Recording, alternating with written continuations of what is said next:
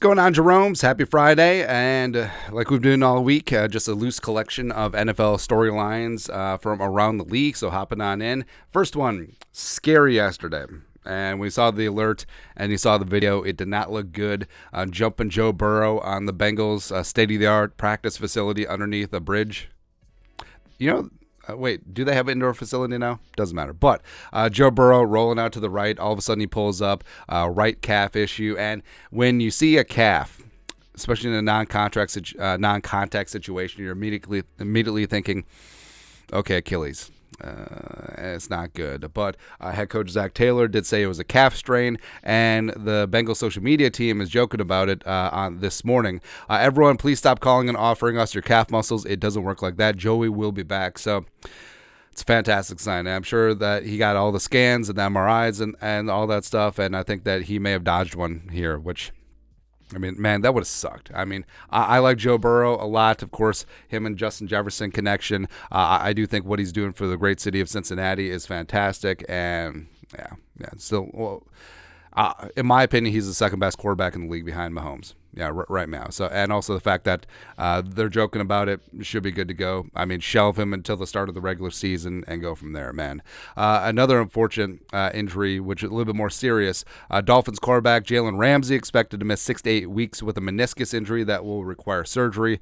Ramsey went down at practice yesterday.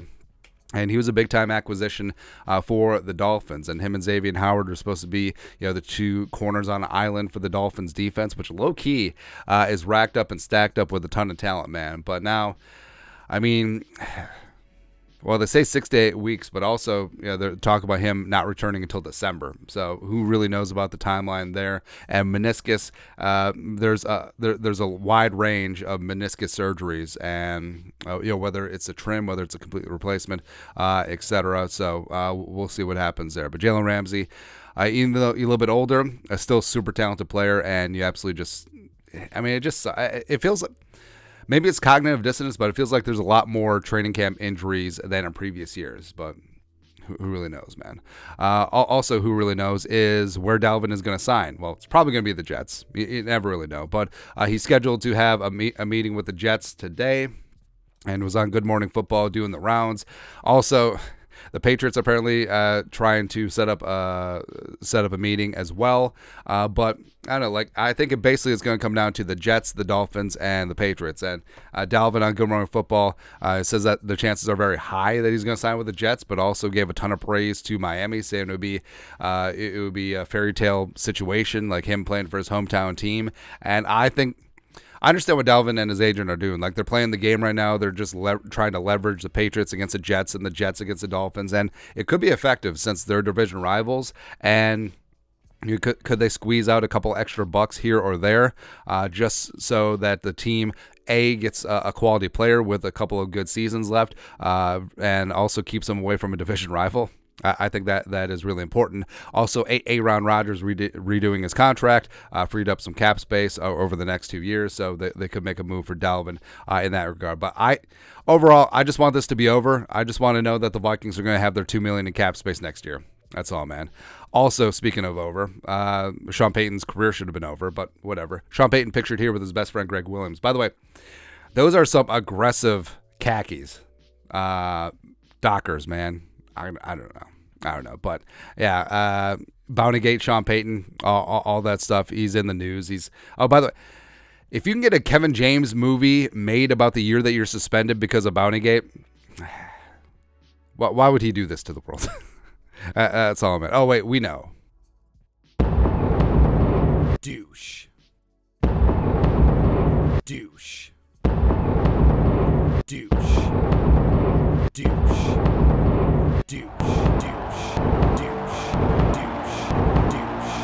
So Sean Payton is new head coach of the Broncos, and he slung some poo at the former head coach of the Broncos, Nathaniel Hackett, who was a one and done. He was way out of his depth, and now he's the OC of the Jets and Aaron Rodgers, that whole thing. But this is what he said. It might have been one of the worst coaching jobs in the history of the NFL. Everything I heard about last season, we're doing the opposite. And some other juicy cuts here. What happened last year with Russell Wilson? Oh, man, Peyton began. Oh, this is from USA Today, by the way. There's so much dirt around that. There's 20 dirty hands. So is that 10 people? with 2 dirty hands each, or does everyone have 1 dirty hand? I don't know. For what was allowed, tolerated in that freaking training rooms, the meeting rooms, the offense. I don't know Hackett. A lot of people had dirt on their hands. It wasn't just Russell. He didn't just flip. He still has it. This BS that he hit the wall. Shoot. They couldn't get a play in. They're 29th in the league in pre-snap penalties on both sides of the ball. And obviously, he's been being a douche here, but he does have a point. I mean, Broncos fans were starting to count down the play clock when the team was on offense last year. There's some clips of that. It's actually kind of funny. This was a message, Payton said.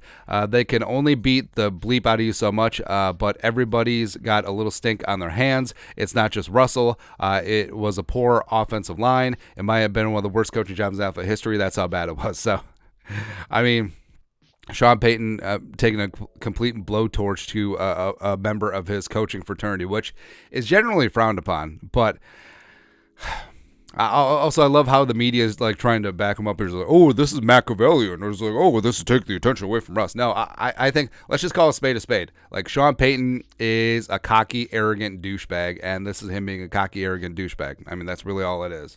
And then Billy Turner, the pride of Arden Hills, Minnesota, former NDSU Bison offensive lineman, was with the Broncos last year with Nathaniel Hackett, followed Hackett to the Jets this year. So he stood up for his guy. Seems like everyone started training camp and is trying. Seems like someone started training camp and is trying to soften the blow after realizing what he's in for this season. Bleeping bum, hashtag Bountygate, hashtag childish. Where, I mean, yeah, again, people say that this is Sean Payton just trying to take some of the pressure off of his team and Russell Wilson. Now, I think it's him trying to take pressure off himself, because he could say that this team was in disarray last year, it was a bad coaching job, is all this, that, or the other thing. And after the Broncos go 4-13 this year, he can just blame the players. That's what he's going to do. Although, even though he did pigeonhole the coaching and single that out. So the fact that they're going to do about the same as last year, he's supposed to be this all-world coach. Please get out of here, man. Someone who should stay in here is Deuce Vaughn. I absolutely love and adore him. 5'5", pocket Hercules, stealing Doug Martin's nickname from back in the day. He is a fantastically talented scat back, and the Dallas Cowboys drafted him day 3. His dad, who's a scout for the Cowboys, was able to make the draft phone call, which is a fantastic moment. But I mean, he sort of went viral yesterday because of a video clip of him running the ball, catching the ball, and him being shorter than all of his teammates. Where I don't know, I don't know what happened, man. Like, people, did they just realize that Deuce Vaughn is short? That's not like he was 6'2" at Kansas State, where Deuce Vaughn was a bad man, by the way. I mean, Deuce Vaughn was the straw that stirred the drink of the Wildcats offense, man. But I'm rooting for Deuce Vaughn. Like, I want him to do well. Like, could he be the Muggsy Bogues Spud Webb of the NFL? It's possible, man. Go ahead.